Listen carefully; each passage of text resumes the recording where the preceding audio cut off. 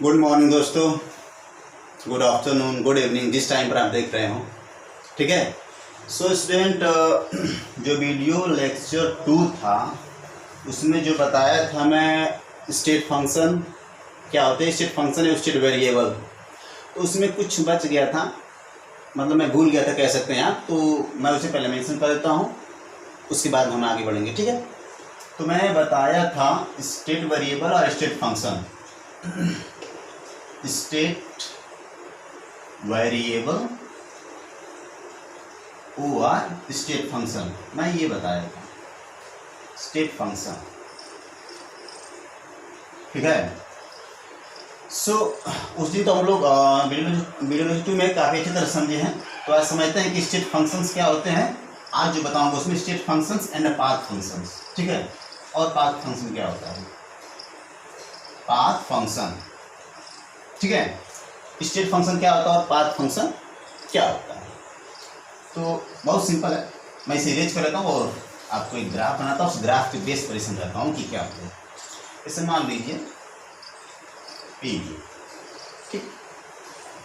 अब इसमें मान लीजिए कि ये इनिशियल पोजीशंस है ए और ये फाइनल पोजीशंस है बी। आपको यहाँ से यहाँ इस वे से भी जा सकते हैं, इस वे से भी जा सकते हैं, आप चाहे तो और घूमते हुए भी जा सकते हैं, अब मर्जी आप ऐसे जिगजैग मोशन से भी जा सकते हैं। ठीक है। तो देखिए जो पाथ फंक्शन होता है ना, वो इस पाथ पर डिपेंड करता है, लेकिन जो स्टेट फंक्शन है वो सिर्फ इनिशियल और फाइनल स्टेट पर ही डिपेंड करता है। जैसे इसे मान लीजिए कि प्रेशर है, वॉल्यूम है, इंटरनल एनर्जी है या एंथैल्पी है, गिब्स फ्री एनर्जी है, या ये सभी, ठीक है, या फिर एंट्रोपी है, ये सभी क्या है, ये सभी स्टेट फंक्शन है। ये आप इस वे से जा रहे हैं या इस वे से जा रहे हैं या इस वे से जा रहे हैं या इस वे से, इससे मतलब ही नहीं है। स्टेट फंक्शन सिर्फ स्टेट पर ही डिपेंड करता है, वो इनिशियल और फाइनल स्टेट पर डिपेंड करता है। उससे ये मतलब नहीं है कि आप किस वे से गए हैं। तो जो फंक्शन सिर्फ स्टेट पर डिपेंड करे ना, इनिशियल और फाइनल, तो उसे हम कहते हैं स्टेट फंक्शन, जो कि ये सब एग्जाम्पल है उसके। ठीक है। पाथ फंक्शन क्या होता है? पाथ फंक्शन वो होता है स्टूडेंट जो पाथ पर डिपेंड करे, मतलब यहाँ से जाएगा तो कुछ और होगा, यहाँ से जाएगा तो कुछ और होगा, यहाँ से गया तो कुछ और फिनोमेना होगी, यहाँ से गया तो कुछ और होगी। मतलब वो इस पाथ पर डिपेंड कर रहा है, इस वे पर डिपेंड कर रहा है। तो पूरे थर्मोडायनामिक्स से आप जान लीजिए सिर्फ 2 ही पाथ फंक्शन होते हैं। एक होता है हीट, जिसको हम Q से रिप्रेजेंट करते हैं, एक होता है वर्क, जिसको हम W से रिप्रेजेंट करते हैं। समझिए आप लोग, हीट और वर्क। स्टेट फंक्शन क्या होता है, पाथ फंक्शन, समझ पाए आप लोग? तो यही 2 होता है पूरे थर्मोडायनामिक्स में, जो कि पाथ फंक्शन होता है, और ये सब जो वेरिएबल्स होते हैं ये सब क्या होते हैं, स्टेट फंक्शन होते हैं। ये सब बस स्टेट पर ही डिपेंड करते हैं। ठीक है। तो आप लोग समझ गए, मतलब यही छूटा हुआ था, मतलब मैं टॉपिक कह सकते हैं कि भूल गया था, माइंड टेस्ट टाइप नहीं किया था। ये मुझे वीडियो लेक्चर 2 में ही बता देना चाहिए था, लेकिन नहीं बता पाया। ठीक है। तो वीडियो लेक्चर 2 में स्टूडेंट्स जो मेरा लास्ट टॉपिक था वो था रिवर्सिबल एंड इरिवर्सिबल। उसके बाद जो नेक्स्ट टॉपिक है जो मैं आज बताऊंगा वो क्या है, हीट। आप लोग अपने बुक में भी देखेंगे तो उसके बाद यही टॉपिक है। ठीक है। तो आइए पहले हम समझते हैं कि हीट होता क्या है। ठीक है। उसके बाद इसके बारे में हम काफ़ी स्टडी करेंगे।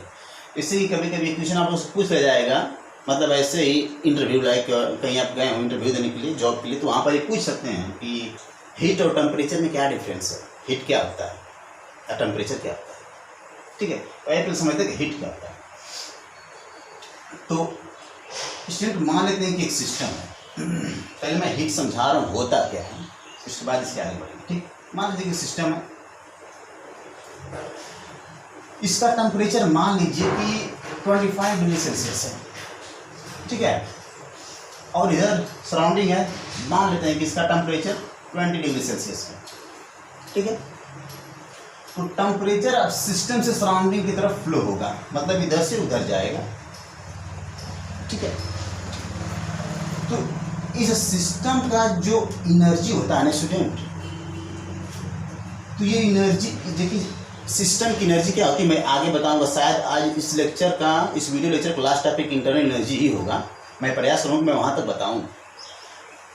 तो इस सिस्टम का जो एनर्जी होता है ना, वो एनर्जी ही ट्रांसफ़र होती है हाई टेम्परेचर से लो टेम्परेचर की तरफ।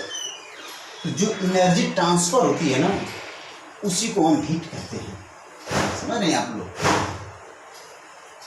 मतलब मैं क्या बताया, इस हर एक सिस्टम की एक एनर्जी होती है, वो एनर्जी क्या होती है मैं आगे बताऊंगा, और वहाँ पर भी हल्का सा हीट को मेंशन करूँगा। क्योंकि इस सिस्टम की जो एनर्जी ट्रांसफ़र होती है ना, उस एनर्जी को ही हीट हम कहते हैं, और हीट एक एनर्जी का ही फॉर्म होता है, ठीक है। तो इसको हम हीट कहते हैं। और टेम्परेचर क्या होता है, टेम्परेचर किसे कहते हैं। तो सो इस टेम्परेचर किसी भी सिस्टम के ना हॉटनेस को मेजर करता है, हॉटनेस को बताता है। जैसे कि किसी भी बॉडी के टेम्परेचर को हम different types of parameter measure करते हैं, जैसे कि डिग्री सेल्सियस हुआ, केल्विन हुआ, या फ़ारेनहाइट हुआ, ठीक है। तो ये सब पैरामीटर है जिसमें किसी बॉडी के टेम्परेचर को मेजर करते हैं। तो टेम्परेचर किसी भी सिस्टम या बॉडी का ना हॉटनेस को बताता है, ठीक है। और हीट क्या होती है कि सिस्टम की एनर्जी जो फ्लो होती है ना, उसी को हम हीट कहते हैं। तो ऐसा कि आप लोग समझ गए हो कि टेम्परेचर क्या होता है, हीट क्या होता है। अब चूंकि स्टूडेंट पूरे थर्मोडायनेमिक्स में हम हीट और जो वर्क पढ़ेंगे, तो पूरे थर्मोडायनेमिक्स में एक सिलेंडर होगा, इसे हम एक सिस्टम मानेंगे इस टाइप का, और इसमें एक पिस्टन लगा होगा, और इसमें एक कोई भी गैस भरी होगी। गैस क्या कर सकती है, या तो रियल हो सकती है या फिर आइडियल हो सकती है, ठीक है। तो इसमें जो किया गया कार्य है ना, पूरे थर्मोडायनेमिक्स में हम यही पढ़ेंगे, ठीक है, कि इस पर कैसे कार्य होता है, सिस्टम कैसे कार्य करता है, या फिर सराउंडिंग्स पर कैसे कार्य करता है, ये हम स्टेप बाय स्टेप समझेंगे।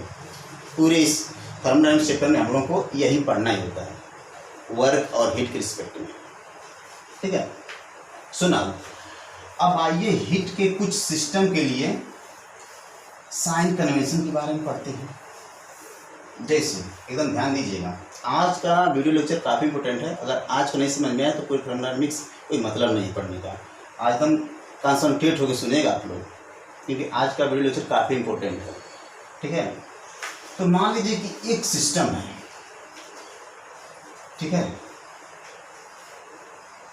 ये मैंने सिस्टम माना, एक पिस्टन लगा, यही पूरे थर्मोडायनेमिक्स में यही सिस्टम रहेगा, इसी पर हम पूरा पढ़ेंगे। तो मान लीजिए कि एक सिस्टम है, अगर हीट सराउंडिंग से सिस्टम में आता है, कहाँ से, सराउंडिंग से सिस्टम में आता है। मान लीजिए कितना भी, हीट का यूनिट क्या होता है, कैलोरी। हीट का यूनिट क्या होता है, कैलोरी, या फिर जूल भी कह सकते हैं हम, कैलोरी या जूल्स, ठीक है। तो आपको शायद पता होगा, एक नोट में लिख लीजिए, इसमें रिलेशन भी होता है। 1 कैलोरी इज इक्वल टू 4.18 या फिर 4.2 जूल्स के बराबर होता है, ठीक है। ये आप लोग नोट कर लीजिए। 1 कैलोरी इज इक्वल टू 4.18 या 4.2 डायरेक्ट लिख सकते हैं जूल्स। इसके लिए ट्रिक भी आप याद कर सकते हैं कि क्या ना, कभी कभी आप भूल जाते हैं, आप कंफ्यूज जाते हैं कि 1 जूल इक्वल टू कैलोरी था कि 1 कैलोरी इक्वल टू जूल था। कभी कभी लिख देते, आप कभी कभी आप कंफ्यूज जाएंगे कि 1 जूल इक्वल टू 4.8 कैलोरी, या फिर क्या आप कंफ्यूज जाएंगे कि यहाँ पर जूल्स था या कैलोरी। तो आप एक ट्रिक याद कर लें कि एक कटोरी में 4 जामुन, ठीक है, एक कटोरी में 4 जामुन। तो आप बस इतना रहेगा तो आप समझ लेंगे, हाँ, एक कैलोरी इज इक्वल टू 4.18 या 4.2 जूल्स के बराबर होता है, ठीक है, एक कटोरी में 4 जामुन, वो पेड़ वाले जामुन, गुलाब जामुन नहीं, ठीक है। तो आप लोग ठीक, इसे मैं इरेज कर दूँ। तो देखिए क्या होता है कि हीट यदि यहाँ से यहाँ आए, मतलब सराउंडिंग से सिस्टम में जब हीट आता है ना, मान लीजिए कि x कैलोरी आया, मान लेते कि x कैलोरी हीट सराउंडिंग से सिस्टम में आया, तो हम बस इसको x नहीं कहेंगे, इसको प्लस x कहेंगे। क्या कहेंगे? इसको प्लस x कहेंगे। क्यों? क्योंकि हीट जो है सराउंडिंग से सिस्टम में आ रहा है। समझे आप लोग? यदि मान लीजिए कि हीट सिस्टम से सराउंडिंग में जाए, मान लेते हैं कि y कैलोरी गया, y जूल या y कैलोरी, आप जो कुछ कह लीजिए, क्योंकि दोनों में तो रिलेशन आप समझ गए। थोड़ा बड़ा लिखता हूँ क्लियर, क्या पता आप लोग गाली देने की रेटिंग स्केच नहीं है, ठीक है। मान लेते हैं कि y कैलोरी, ठीक है, सिस्टम से सराउंडिंग में गया, ठीक है। ये जो y है ना, इसको y नहीं कहेंगे, बस इसको माइनस y कहेंगे। क्यों? क्योंकि ये सिस्टम से सराउंडिंग में गया है, सिस्टम से हीट सराउंडिंग में गया है, सिस्टम का हीट कम हुआ है, इसकी एनर्जी कम हुई है, इसलिए इसको माइनस के साथ लिखेंगे, ठीक है। तो यदि मैं हीट के लिए साइन कन्वेंशन लिखूं स्टूडेंट, ठीक है, मैं यहाँ पर लिखता हूँ, इसको मैं इरेज करता हूँ, साइन कन्वेंशन फॉर हीट। अगर मैं कहूँ साइन कन्वेंशन फॉर हीट, अगर मैं हीट के लिए साइन कन्वेंशन कहूँ, तो यदि हीट सराउंडिंग से सिस्टम में आ रहा है तो इसको प्लस के साथ लेंगे, ठीक है। और अगर हीट सिस्टम से सराउंडिंग के साथ जा रहा है तो इसको माइनस के साथ लेंगे। समझे आप लोग? एक बार मैं फिर से बोल दे रहा हूं कि अगर हीट सराउंडिंग से सिस्टम में आ रहा है तो उसको प्लस के साथ लेंगे, अगर हीट सिस्टम से सराउंडिंग में जा रहा है तो उसे माइनस के साथ लेंगे। ये है sign convention for the heat, for the system के लिए, इस सिस्टम के लिए, ठीक है। तो हीट आप लोग समझ गए होंगे, इससे ज़्यादा इसमें बताने लगा ये क्या बताऊँ, ठीक है, इससे ज़्यादा इसमें और कुछ नहीं है।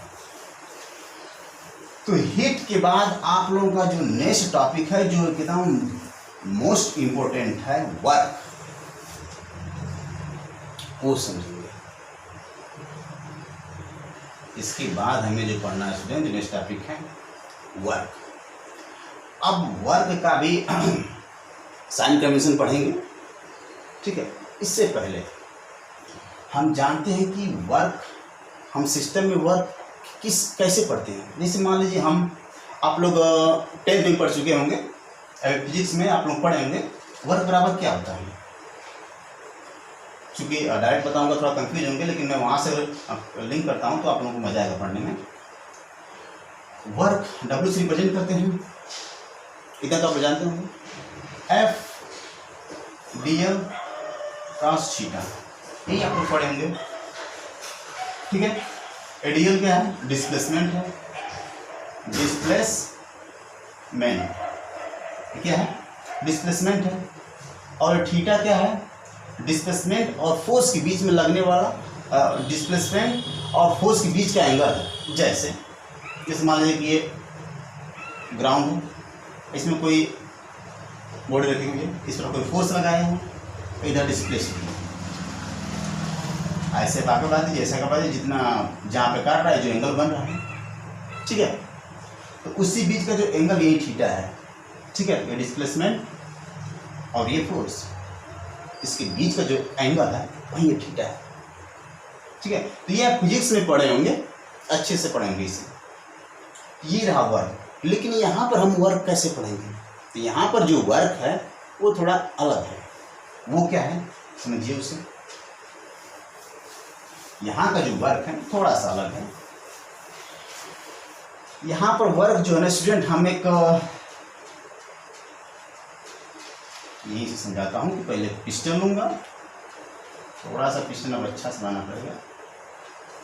आप उसमें जानना कि ये एक सिलेंडर लाइक है, ठीक है, एक सिलेंडर है गोला सा ऐसे, ठीक है, आप समझ रहे, ये इसके नीचे का पार्ट है, ये गोला वाला सिलेंडर, ठीक है, एक सिलेंडर है, ठीक।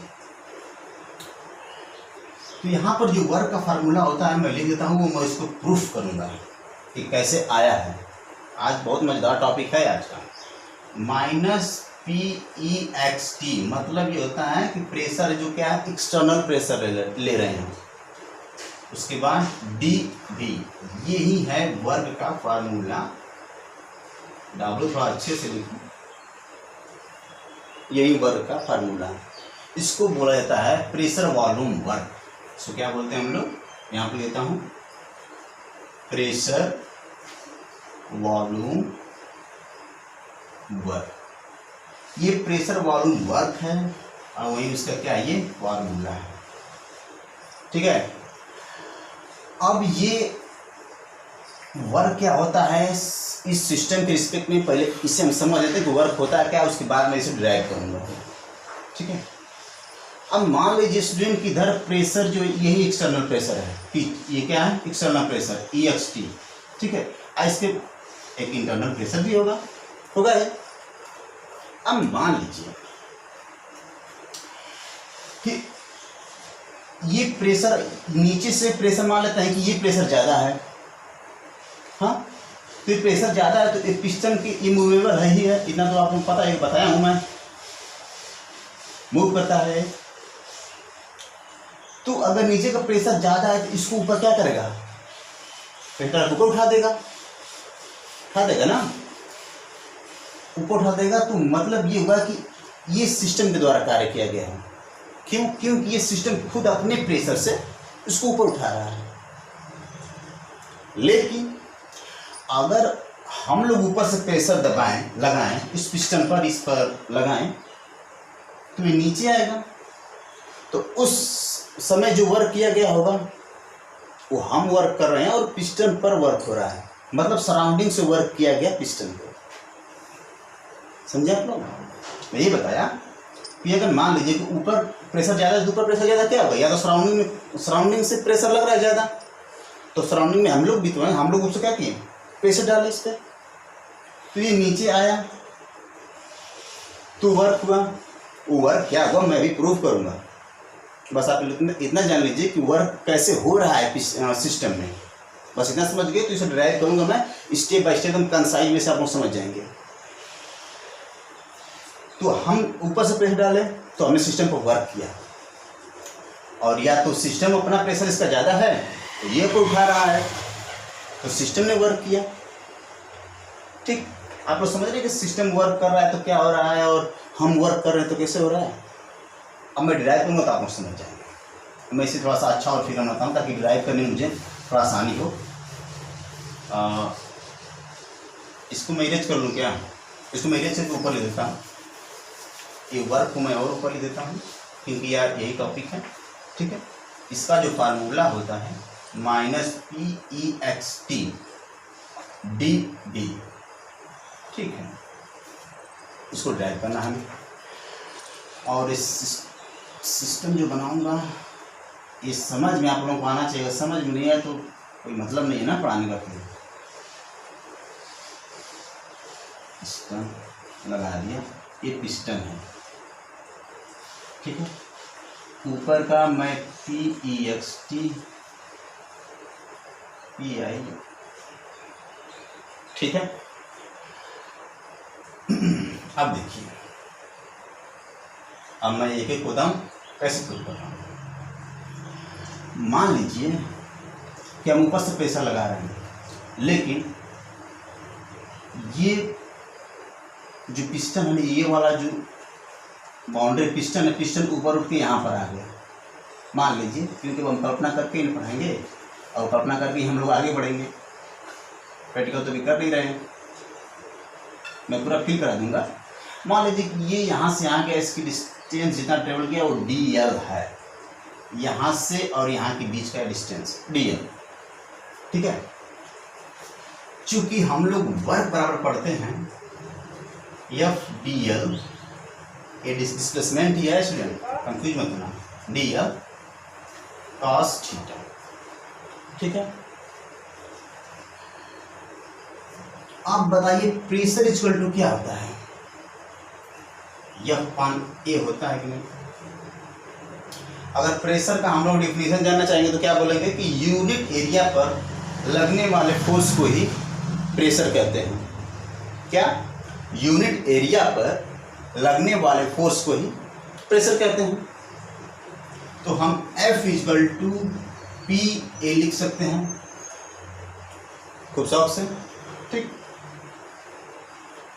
अब ये जो वैल्यू है F की इसमें रख देते हैं। ठीक है, तो वर्क बराबर अब क्या हो जाएगा? P A D L cos theta. ठीक, अब मैं इसे इरेज करूँ बस इसे, ये नहीं। ठीक है, अब स्टूडेंट आप लोग जानते होंगे एरिया इनटू ये लेंथ क्या होता है?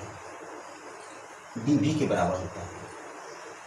ठीक है, ये जो यहाँ से ये जो एरिया है, ये एरिया और ए डी एल उसके पूरे ये वॉल्यूम के बराबर होगा। ये बीच का जो वॉल्यूम है ना, ये और ये इस बीच का जो वॉल्यूम कवर कर रहा है, ये वॉल्यूम वो dv के बराबर है। समझिए आप लोग? समझे नहीं? मैं फिर से बता रहा हूँ कि dv कौन सा है? dv है, ये dv क्या है? यहाँ से और यहाँ इन दोनों के बीच के जो वॉल्यूम्स है ना, देखिए यहाँ से और यहाँ इसके बीच का ये जो वॉल्यूम है वही ये dv है। ठीक है, तो एरिया इंटू dl, और ये dl क्या है? ये dl है, क्या हो गया? dv के बराबर होगा। इतना तो आप लोग जानते ही होंगे। तो मैं इतने की जगह पे इतना रख सकता हूँ। ठीक, तो मैं इसको ऊपर लिख रहा हूँ, work equal to P D V cos theta. और ये जो पी है स्टूडेंट एक्सटर्नल प्रेशर है, याद रखिएगा। मैं अगर नहीं लिख रहा हूँ तो इतना आप लोग जान जाए कि एक्सटर्नल वाला है, यहाँ पर भी एक्सटर्नल ही है, ई एक्स टी, एक्सटर्नल प्रेशर। ठीक, फार्मूले में अब माइनस पी एक्स टी आया है। अब देखिए कास थीटा, मैं ये बताया था कि जो प्रेशर और जो फोर्स लगता है, फोर्स और डिस्प्लेसमेंट के बीच का जो एंगल होता है वही थीटा होता है। ऊपर से हम फोर्स लगा रहे हैं इस डायरेक्शन में, डिस्प्लेसमेंट हो रहा है जस्ट अपोजिट। जैसे देखिए, मान लीजिए कि दो एरो एक डायरेक्शन में जाते हैं तो हम कहते हैं कि इसके बीच का एंगल कितना है? 0 डिग्री। लेकिन यही है कि एरो इधर जा रही है और इधर जा रही है तो इसके बीच एंगल कितना रहता है? 180 रहता है ना, वही तक नहीं रहता है। इतना तो आप लोग जानते होंगे। तो देखिए मैंने फोर्स लगाया ऊपर से, डिस्प्लेसमेंट हो रहा है उसके कोई डायरेक्शन में, तो इसके बीच का एंगल क्या होगा? 180 ना, 180 डिग्री सेल्सियस, सॉरी 180 डिग्री। ठीक है, अब काश 180 का वैल्यू कितना होता है? आइए थोड़ा सा त्रिकोणमिति भी जान लेते हैं। आप लोग गुस्सा मत जाएगा, जो बायोलॉजी के स्टूडेंट है गाली मत दीजिएगा, 10th का ही मैथ है यहाँ पे। ठीक है, तो आप लोग जानते हैं यहाँ पर साइन और कोसेक पॉजिटिव होता है। यहाँ पर सभी होते हैं, सभी आल ट्रिग्नोमेट्रिक फंक्शन लिख सकता हूँ, आल ट्रिग्नोमेट्रिक फंक्शन। इसमें सारे ट्रिग्नोमेट्रिक जितने फंक्शन है, साइन, कास, सेक, कोसेक, टेन, कॉट, सभी इसमें पॉजिटिव होते हैं। और ये 90 डिग्री होता है, ये 180 होता है, ये 270 होता है, 360 होता है। ठीक है, हमें क्या मिला है? कास, गुस्सा मत लगा स्टूडेंट, बस हल्का सा एक मैथ का है तो मैं बता रहा हूँ। 180 को हम 90 + 90 लिख सकते हैं।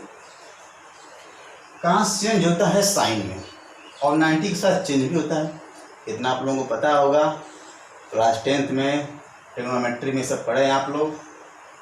ये चेंज होगा तो देखिए यहाँ पर क्या है? साइन और कोसेक है, लेकिन कास है तो कास यहाँ पर निगेटिव होगा, तो माइनस साइन 90 डिग्री होगा और माइनस साइन 90 डिग्री का वैल्यू कितना होगा, साइन 90 डिग्री का मान 1 होता है, इसका वैल्यू होगा -1, ठीक, -1 होगा ना। अब यहाँ पर कास थीटा की वैल्यू क्या हो जाएगी, -1 होगी, समझ पा रहे हैं आप लोग, यहाँ पर क्या होगी -1 इसकी वैल्यू, इसलिए वर्क इक्वल टू हम -PEXT/dV लिख रहे हैं। क्या डेरिवेशन समझ में आया आप लोगों को, ये आया कहाँ से है, कैसे आया है, मुझे लगता है आप समझ गए होंगे स्टूडेंट, क्योंकि स्टेप बाय स्टेप बताया हूँ बहुत कंसाइज वे से। अब इससे सिंपल तो इससे सिंपल और क्या हो सकता है, मुझे नहीं लगता कि इससे कुछ होगा। तो ये हुआ वर्क, ये वर्क का फार्मूला होगा। अब इसके बाद जो होता है स्टूडेंट हमको इसका साइन कन्वेंशन के बारे में पढ़ना होता है। अब वो साइन कन्वेंशन कैसे, पहले सुनिए। अगर मान लीजिए कि सिस्टम वर्क कर रहा है, मतलब सिस्टम वर्क कर रहा है मतलब क्या, मतलब पिस्टन यहाँ से यहाँ जा रहा है, मतलब सिस्टम वर्क कर रहा है। तो जो सिस्टम वर्क करेगा ना, तब किए गए वर्क को हम नेगेटिव लेंगे। साइन कन्वेंशन फॉर वर्क के लिए, साइन कन्वेंशन फॉर वर्क, ठीक, क्या होगा, work done by the system, work done by the system. तो यहां पर जो साइन होगा ना -W होगा, समझिए स्टूडेंट। यहां पर जितना वर्क है, वर्क यूनिट जूल होता है, जूल, किलो जूल।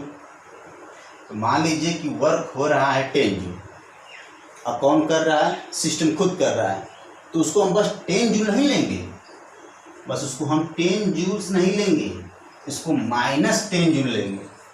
क्यों, क्योंकि सिस्टम वर्क कर रहा है।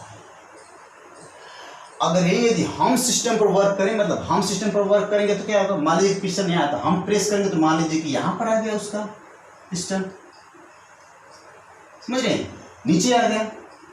मान लीजिए कि work done on the system हो जाए, मतलब हम लोग सिस्टम पर वर्क कर रहे हैं, तो हम लोग जितना सिस्टम पर वर्क करेंगे ना, उसको हम पॉजिटिव साइन के साथ लेंगे। अगर मैं यहाँ लिखूँ सेकेंड में लिखूँ work done on the system, on the system मतलब समझ रहे हैं, सिस्टम पर हम वर्क कर रहे हैं, ना कि सिस्टम वर्क कर रहे हैं। तो यदि हम, तो उसके लिए क्या होगा, यहाँ पर W पॉजिटिव में लेंगे, क्या होगा यहाँ पे W पॉजिटिव लेंगे। जैसे कि हमने कहा कि हम सिस्टम पर 10 जूल वर्क किए हैं, समझ रहे, तो उसको हम बस 10 जूल नहीं +10 जूल लेंगे, +10 जूल। आशा करता हूँ स्टूडेंट आप लोगों को समझ रहे होंगे अच्छी तरह से, ठीक है। मैं ये बताया कि सिस्टम वर्क करता है तो किए गए वर्क को हम निगेटिव के साथ लेंगे। यदि सिस्टम पर हम वर्क कर रहे हैं, या फिर सराउंडिंग से वर्क किया जा रहा है, तो उस वर्क को हम पॉजिटिव के साथ लेंगे, ठीक है। तो ये हुआ सिस्टम के बारे में और उसके साइन कन्वेंशन के बारे में। सिस्टम के वर्क के रिस्पेक्ट में साइन कन्वेंशन क्या हुआ और डेरिवेशन उसका, ठीक है। अब देखिए, जैसे अभी एग्जांपल्स अभी लेते हैं, एग्जांपल आपको समझ जाएंगे। मान लीजिए कि यही सही समझिए, मान लीजिए अगर सिस्टम वर्क कर रहा है, उसकी मालूम V1 से V2 गया होगा, मान लेते हैं कि सिस्टम वर्क कर रहा है तो, ठीक है। तो जब V1 से V2 गया होगा तो हमको डेल V कैसे निकालेंगे, V2 - V1। हाँ, जब सिस्टम मान लीजिए कि ये यहाँ पर सिस्टम पिस्टन था और सिस्टम ने वर्क किया, तो V1 से उसके मालूम V2 में कन्वर्ट हो गया। यहाँ तक कि V1 था, यहाँ तक V2, उसका चेंज निकालेंगे तो ये उसका चेंज हुआ। अब आप अपने सोचिए कि इसका अगर चेंज निकालेंगे तो पॉजिटिव आएगा कि नेगेटिव आएगा। तो आप ध्यान से देखिए, यहाँ पर चेंज निकालेंगे तो ये V2 तक ये पूरा वॉल्यूम बड़ा होगा ना V1 से, तो इसका चिन्ह पॉजिटिव में आएगा, क्या होगा, पॉजिटिव आएगा। तो ये वैल्यू पॉजिटिव है, आप यहाँ पर रखिए, ये पॉजिटिव हुआ, जो भी वैल्यू आया होगा पॉजिटिव हुआ। तो जब ये पॉजिटिव हुआ, अब प्रेशर तो पॉजिटिव रहेगा ना, प्रेशर थोड़ा नेगेटिव हो जाएगा। तो ये वर्क किस में आ रहा है, नेगेटिव में आ रहा है, नहीं आ रहा है, आ रहा है ना नेगेटिव में, इसलिए यहाँ पर सिस्टम वर्क किया है, इसलिए नेगेटिव में आ रहा है वर्क।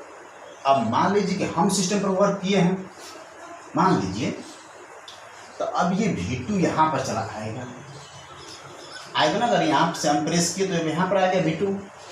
अब इसका डिफरेंस लीजिए, तो यहाँ पर V2 माइनस V1 लेंगे ना।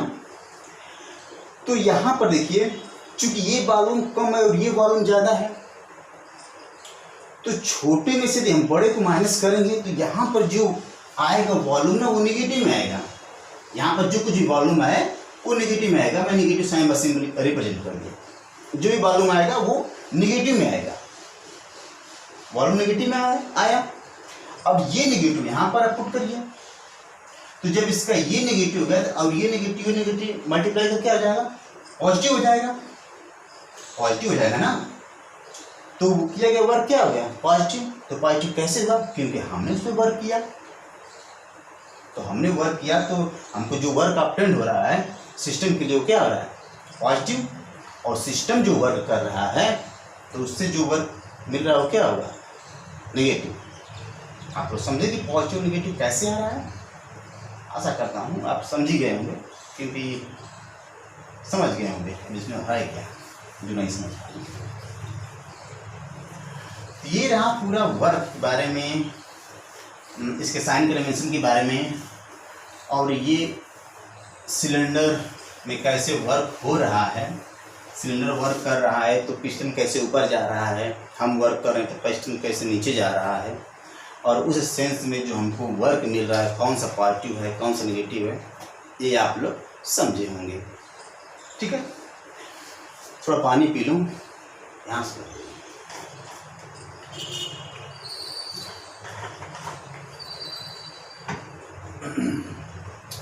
इसके बाद जो आप लोगों का नेक्स्ट टॉपिक होता है स्टूडेंट, हीट और वर्क तो हम समझ लिए। इसके बाद जो नेक्स्ट टॉपिक होता है आप लोगों का ये होता है कि work done in isothermal and reversible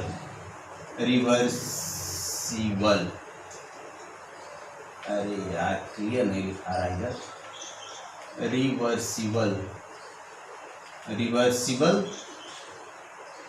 ठीक है, एक्सपेंशन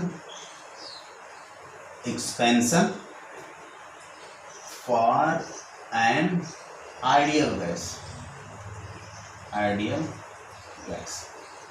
अगर आप लोग ध्यान से देंगे बस टॉपिक को ना, आप लोगों को तो ऐसे ही आंसर मिल जाएगा। इसमें बहुत सारे कंसेप्ट मेंशन करूंगा, और जो मैं बताया हूँ इससे पहले के वीडियो लेक्चर में, अगर वो सभी आप लोग क्लियर होगा तो पढ़ने में बहुत मज़ा आएगा। ठीक है, तो मैं देख लूँ इसमें कितना टाइम हुआ। अभी 33 मिनट्स हो गए। अच्छा, मैं प्रयास कर रहा हूँ कि इंटरनल एनर्जी तक चला जाऊँ, देखता हूँ। अब देखिए स्टूडेंट, इसको मेंशन करने से पहले मैं इसमें जो वर्ड यूज हुए ना उसको समझ लेते हैं। आइसोथर्मल, थर्मोडायनेमिक प्रोसेस में मैंने आइसोथर्मल को बहुत अच्छे से समझाया था कि आइसोथर्मल्स क्या होते हैं, ग्राफ बना के भी समझाया था। एक ऐसा प्रोसेस जिसमें टेम्परेचर क्या हो, ΔT 0 होता है, मतलब प्रोसेस के दौरान एक टेम्परेचर कांस्टेंट होता है। ठीक है, उसके बाद मैंने रिवर्सिबल और इरिवर्सिबल के बारे में बताया था, जो कि वीडियो लेक्चर 2 का लास्ट टॉपिक है, रिवर्सिबल और इरिवर्सिबल।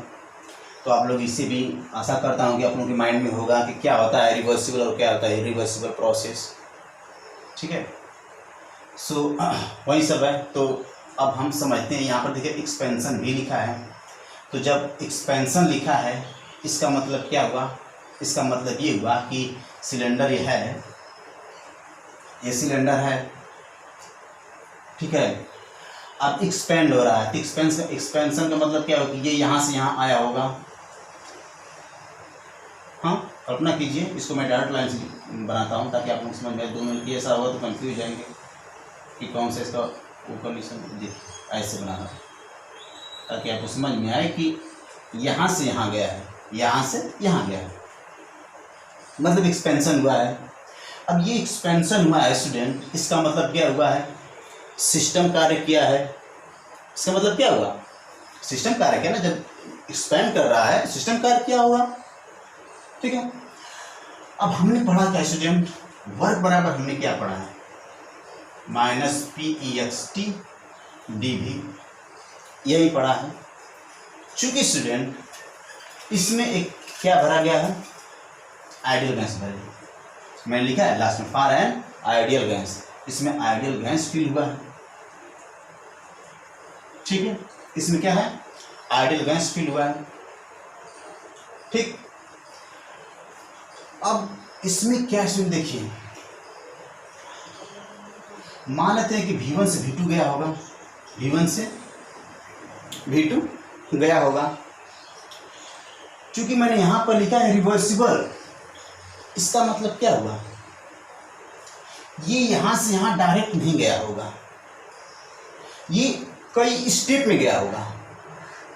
आप लोगों को मैंने बताया रिवर्सिबल प्रोसेस में क्या होता है, वो इनफाइनाइट स्टेप में कोई प्रोसेस होती है। ऐसा नहीं कि मतलब कि कोई यहाँ पर है और तुरंत ही यहाँ चला गया, नहीं। रिवर्सिबल है तो ये कई स्टेप में उस पोजीशन को गेन किया होगा, यहाँ से जाने में कई स्टेप किया होगा, समझ रहे हैं।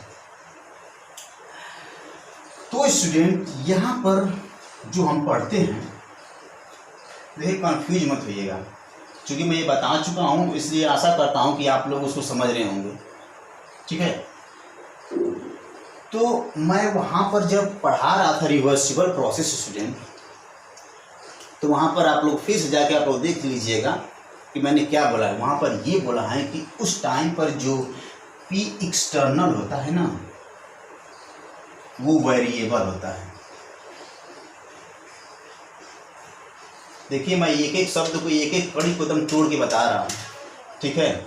मैंने वहाँ पर बताया था कि जो रिवर्सिबल प्रोसेस होते हैं, उस प्रोसेस में जो P एक्सटर्नल होता है वो वेरिएबल होता है, याद करिए आप लोग, ठीक है। मैं क्यों बता रहा हूँ, मैं भी समझा रहा हूँ कि मैंने वेरिएबल क्यों याद दिलाया, ठीक। मैंने वहाँ पर ये बात बताई थी आप लोगों को। उसके बाद आप लोग एक वर्ड सुने होंगे, इंटीग्रेशन। देखिए जो बायोलॉजी के स्टूडेंट होंगे, मैं डिराइव कर रहा हूँ एक फार्मूला, एटलीस्ट मैं डिराइव करूँगा। अगर आप लोग चाहे तो डायरेक्ट फार्मूले ही, मतलब एग्जाम में तो डायरेक्ट फार्मूले ही आप लोग यूज करेंगे, वहाँ पर डेरिवेशन का टाइम थोड़ा मिलेगा, लेकिन कॉन्सेप्ट बता दूं ताकि आप लोगों को पता रहे कि ये कहाँ से कैसे आया है, ठीक है। एक होता है इंटीग्रेशन, जो 12th स्टूडेंट होंगे उनको तो पता ही होगा, ये सब चिटपुटिया लग रहा होगा, ये सब क्या बता रहा है मास्टर, आप ये सोच रहे होंगे। इंटीग्रेशन होता है, ठीक है। इंटीग्रेशन का मतलब होता है एडिशन, ठीक है।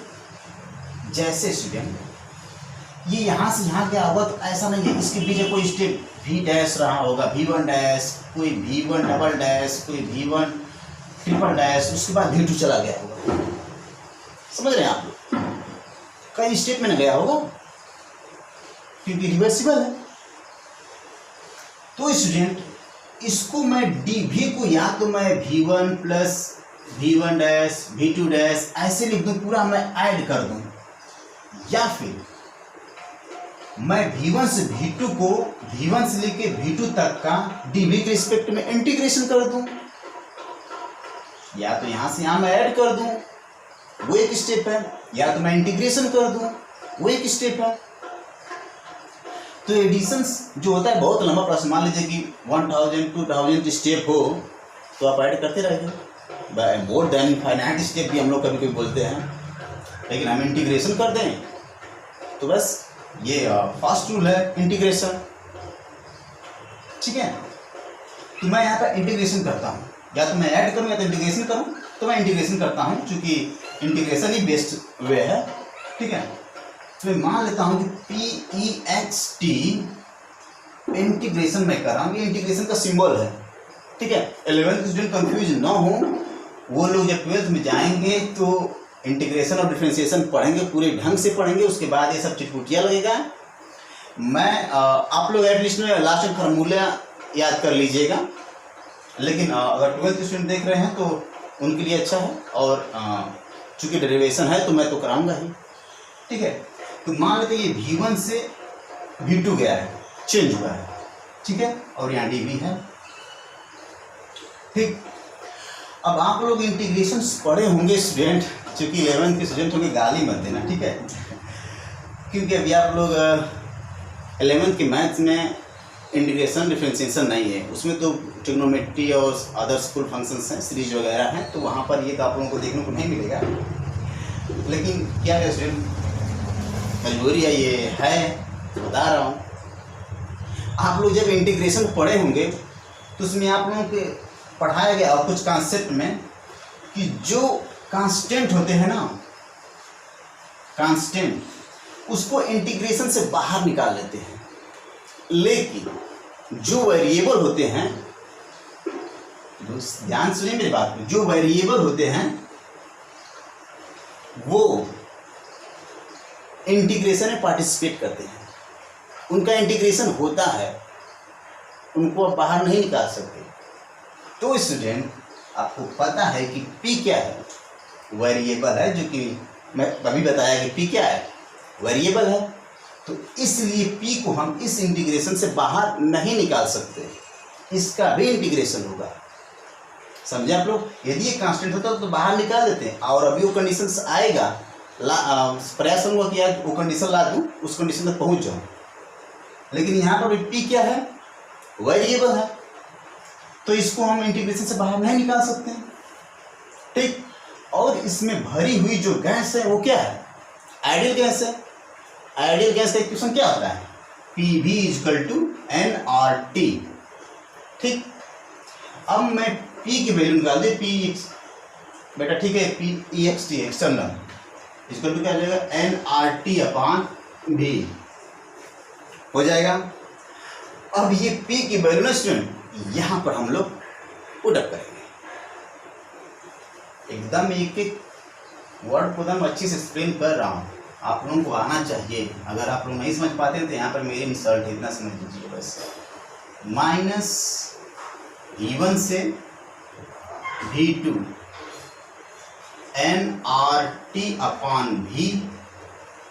dV, मैंने इसको पुट कर दिया। अब इसको मैं इरेज कर दूं, मिटा दूं,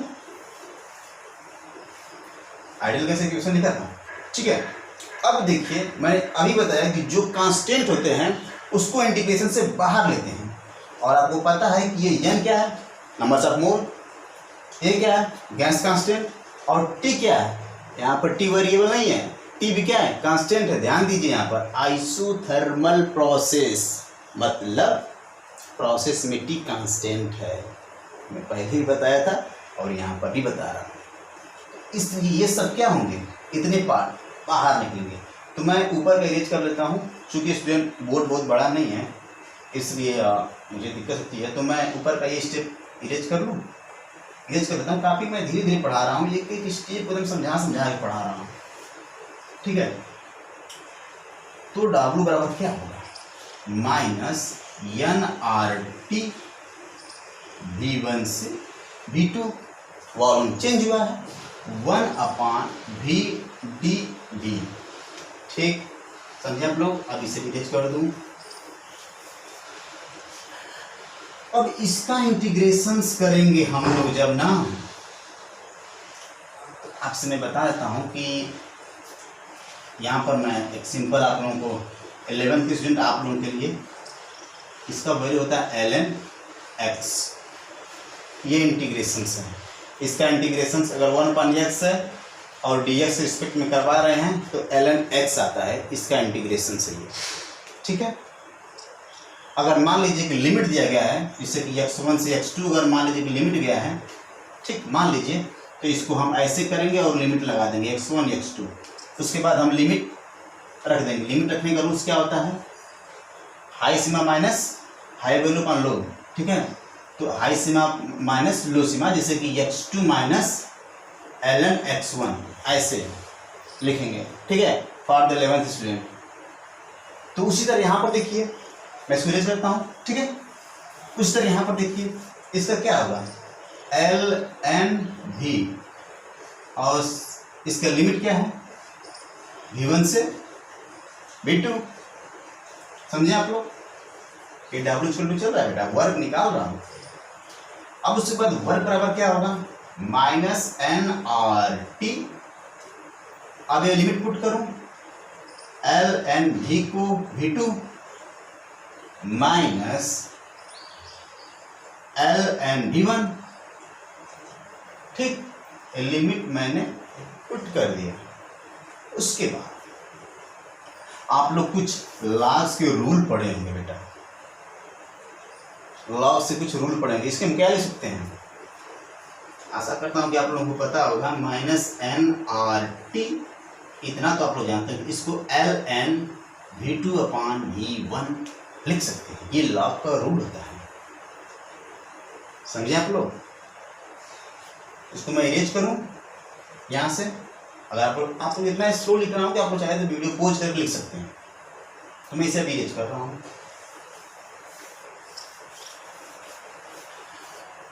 ऊपर लिख रहा हूँ ln फॉर्म में है। अच्छा, इसको आन बेस सी है, इसको ln लिखते हैं।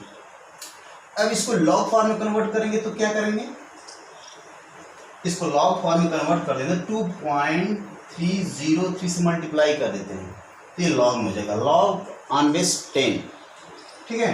ये माइनस से आगे आगे माइनस से पूरा खेला यहीं पर है बेटा।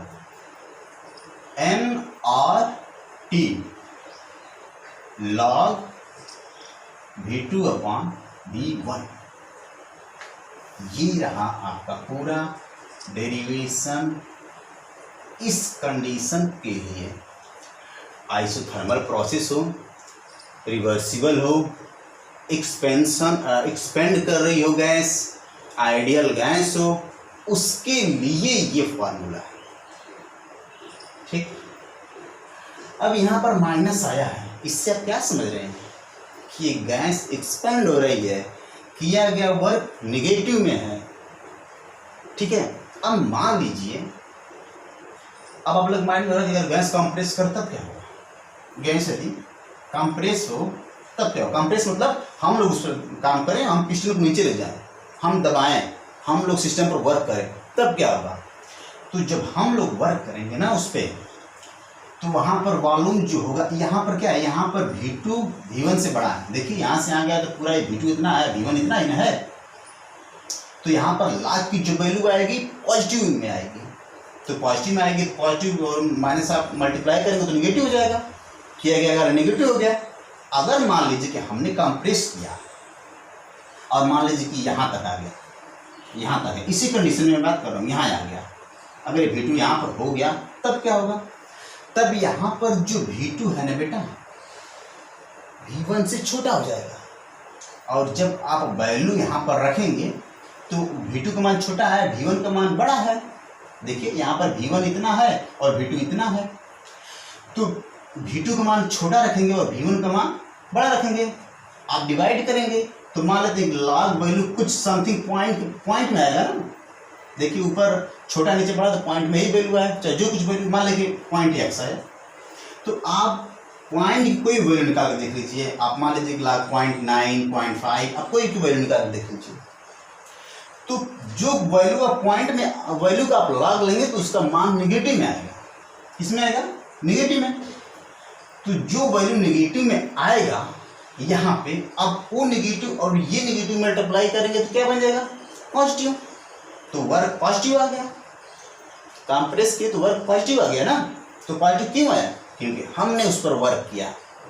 जब हम वर्क कर रहे हैं तो पॉजिटिव आ गया, ठीक। तो आप समझ गए कंप्रेस होगा तो क्या होगा, कंफ्यूज नहीं होना। मैं एक एक स्टेप को एकदम समझा के बता रहा हूँ। ये एक एक वर्ड में कैसे मैंने इंटीग्रेशन में पार्टिसिपेट, कैसे कैसे एक शब्द का पार्टिसिपेशन क्या है शब्द में, एकदम उसको मैं अच्छी तरह समझा रहा हूँ। टाइम देख लेता हूँ क्या वो एक और प्रोसेस में समझा दूंगा कि नहीं। अभी टाइम 49 मिनट्स अभी है, तो मैं इसे भी समझा देता हूँ। तो ये रहा स्टूडेंट इस प्रोसेस के लिए ये फार्मूला। हाँ, अगर प्रेशर के रिस्पेक्ट में पूछे तो आप लोग बायस लॉ पढ़े हैं, P1 V1 equal to P2 V2 पढ़े ही होंगे, इतना तो जानते ही होंगे गैस केस में है। तो यहाँ V2 अपान V1 लिख सकते हैं, तो यहाँ P2 अपान P1 लिख सकते हैं, नहीं लिख सकते हैं, लिख सकते हैं ना। देखिए तो ये V2 अपान V1 में नहीं, ऐसा नहीं होना चाहिए, क्या गलत लिखा हूँ, ये क्या है P1 अपान P2 और V2 अपान V1, V2 ऊपर है ना, तो ऐसे होगा। ये V2 अपान V1 की जगह पर हम P1 अपान P2 भी लिख सकते हैं, ठीक है। तो यहाँ पर अगर दूसरा फार्मूला मैं लिखूँ उसी का, इसी कंडीशंस का, तो ये होगा -2.303 nRT log P1 अपान P2, ये फार्मूला हो सकता है with respect to the P, और ये क्या वॉल्यूम को रिस्पेक्ट। तो आशा करता हूँ स्टूडेंट कि जो वर्क डन है isothermal and reversible expansion for an ideal gas के लिए आप लोगों को एकदम अच्छी तरह समझ में आया होगा। अब यही प्रोसेस हो बेटा, यही कंडीशन हो, लेकिन अब मैं इरेज कर रहा हूँ, आप लोग समझ जाएंगे, लेकिन उसमें ये रिवर्सिबल की जगह इरिवर्सिबल दे दिया हूँ। आप देखिए ध्यान से, आप लोगों का कॉन्सेप्ट एकदम आकाश पकड़ लेगा। वो इरिवर्सिबल हो, इरिवर्सिबल, वो क्या हो, इरिवर्सिबल हो। समझिएगा आपको बात को, एक रिवर्सिबल और एक इरिवर्सिबल, ठीक। तो जब इरिवर्सिबल होगा तो वर्क का फार्मूला मेन क्या था, -PEXT/dV, ये था। अब जब प्रोसेस इरिवर्सिबल होगा तो आप ख्याल करिए कि इरिवर्सिबल में मैंने क्या बताया था, मैं बताया था कि इरिवर्सिबल में जो एक्सटर्नल प्रेशर होता है बेटा वो कांस्टेंट होता है। ख्याल कीजिए अच्छे से, ध्यान में आप लोग अच्छे से ख्याल कीजिए कि मैं जब लास्ट टॉपिक में रिवर्सिबल इरिवर्सिबल बताया था तो वहाँ पर ये बात बताई थी मैंने कि जो P एक्सटर्नल होगा इरिवर्सिबल में वो कांस्टेंट होता है, ठीक है। तो मान लीजिए कि यहाँ पर भी गैस क्या एक्सपेंड, क्या work done in isothermal and irreversible expansion for an ideal gas. यहाँ पर भी गैस एक्सपेंड हो रही है, आइसोथर्मल प्रोसेस है ही, बस यहाँ पर इरिवर्सिबल है, ठीक है। तो जब मानते कि यहाँ पर भी वॉल्यूम एक्सपेंड की है तो V1 से V2 गई होगी, मान लेते हैं, इसको भी इरेज करें अब, ठीक है, मान लेते हैं, ठीक। अब स्टूडेंट -PEXT, मैंने इंटीग्रेशन का कंडीशन बताया था, कुछ रूल्स बताया था बस, कि जो कांस्टेंट होते हैं उनको बाहर ले लेते हैं।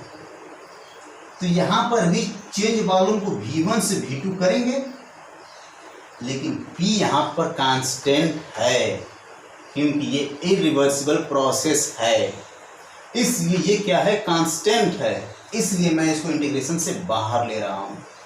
क्लास 11th वाले घबराना नहीं बाबू, आप लोग डायरेक्ट फार्मूला याद कर लीजिएगा। जो 12th वाले हैं वो लोगों के लिए तो कोई मतलब ही नहीं है, सब लग रहा है वो बच्ची से बातें लग रही हैं, ठीक है। तो P क्या है यहाँ पे, कांस्टेंट है, इसलिए मैंने बाहर निकाल लिया। अब इसका जो इंटीग्रेशन होता है मैं समझाता हूँ यहाँ पर अलग से कि जो dx का इंटीग्रेशन होता है ना बाबू, ये x ही होता है, ओनली x, ठीक है। अब ये x कैसे आता है आप लोगों को यहाँ पर नहीं बताऊंगा, क्योंकि यहाँ पर कुछ नहीं पड़ा तो 1 है, तो जो इसका रूल्स होता है मैं उसको यहाँ पर मेंशन नहीं कर रहा हूँ, आप लोग वहीं पर जब पढ़िएगा मैथ आप वहीं पर समझिएगा, ठीक है। चूँकि मैं केमिस्ट्री पढ़ा रहा हूँ, लोगों को मैथ पढ़ाने तो फिर हो जाएगी केमिस्ट्री। तो यहाँ पर इंटीग्रेशंस कर रहे हैं, यहाँ पर भी चेंज ऑफ वॉल्यूम को या तो हम ऐड करें या डायरेक्ट इंटीग्रेशन से निकाल लें। तो यहाँ पर जो होगा PEXT, अब क्या सुन कि यहाँ पर बस भी होगा, मैंने क्या बताया था, कोई dx है तो x होगा, अगर इसका लिमिट x1 से x2 है ना तो यहाँ पर लिमिट लगा देंगे x1 से x2, और इसको एटलीस्ट में लिखेंगे कैसे उसके बाद, ठीक है, high limit x2 minus low limit, high limit क्या है x2 है माइनस लो लिमिट x1, इसको हम dx भी तो लिख सकते हैं, लिख सकते हैं ना। उसी तरह यहाँ पर देखिए, यहाँ पर क्या होगा, भी बस होगा और V1 से V2 गया है, ठीक है, क्लियर विजुअल होगा अभी। उसके बाद W minus PEXT P external, हाई सीमा क्या है, भीतर पहले रखिए पहले वैल्यू हाई सीमा की, तो V2 होगा, V की वैल्यू V2 माइनस लो सीमा क्या है, लो लिमिट V1। अब W क्या हो जाएगा, माइनस PEXT dV, देख रहे हैं वहीं आ गया ना, देख रहे हैं नहीं, ये होगा आइसोथर्मल इरिवर्सिबल प्रोसेस के लिए, इरिवर्सिबल कोई गैस एक्सपेंड कर रही है उसके लिए ये फार्मूला होगा माइनस PEXT dV। मैं इसको ऊपर लिख रहा हूँ, इसको मैं ऊपर लिख रहा हूँ, क्या आया डेरिवेशन के बाद, माइनस PEXT प्रेशर एक्सटर्नल है और dV, ठीक है। तो जब गैस एक्सपेंड की है स्टूडेंट, जब गैस एक्सपेंड की है तो मतलब देखिए यहाँ है वॉल्यूम, पहले यहाँ है, यहाँ है, तो हम dV निकालेंगे तो क्या आएगा, पॉजिटिव आएगा ना। देखिए यहाँ वॉल्यूम है और यहाँ पर है, तो V2 का मान बड़ा है, तो V2 माइनस यदि V1 करें तो पॉजिटिव आएगा ना। तो ये पॉजिटिव यहाँ पर रखेंगे हम, तो वर्क डन क्या आएगा, ये पॉजिटिव और नेगेटिव मल्टीप्लाई होगा तो क्या बनेगा, नेगेटिव। तो चूंकि ये सिस्टम, ये वर्क डन किसके द्वारा हो रहा है, सिस्टम के द्वारा, इस सिलेंडर के द्वारा, कि ये एक्सपेंड कर रही है, तो वर्क डन क्या आ गया, नेगेटिव आएगा। मान लीजिए कि कंप्रेस हो रहा है, इसी कंडीशन में कंप्रेस हो रहा है, मान लीजिए, तो V2 यहाँ पर आ जाएगा, मान लीजिए कि हमने पिस्टन को दबाया, पिस्टन यहाँ पर आ गया।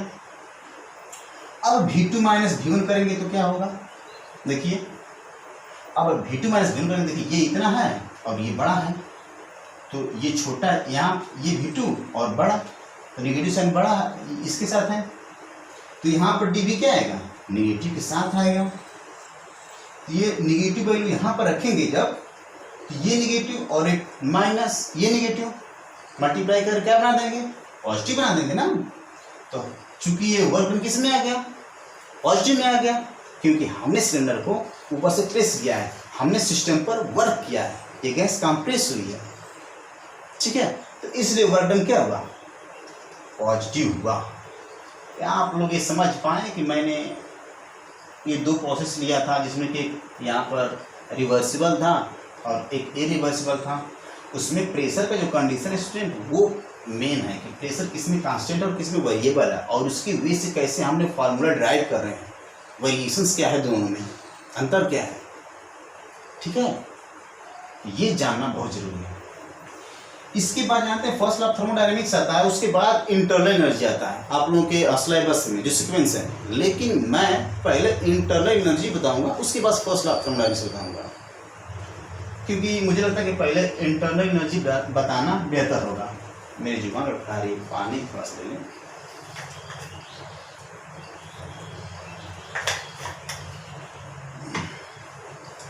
ठीक है,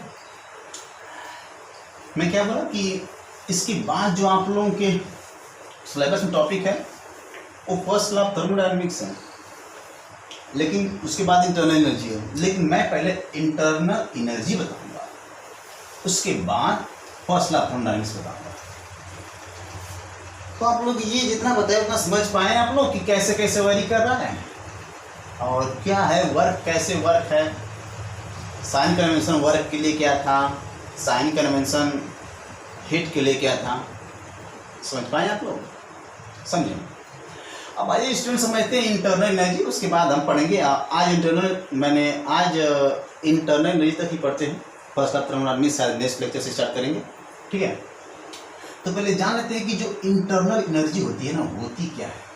इंटरनल एनर्जी, किसी भी सिस्टम की इंटरनल एनर्जी क्या होती है। इतना मस्त टॉपिक है स्टूडेंट कि मजा आ जाएगा पढ़ने में।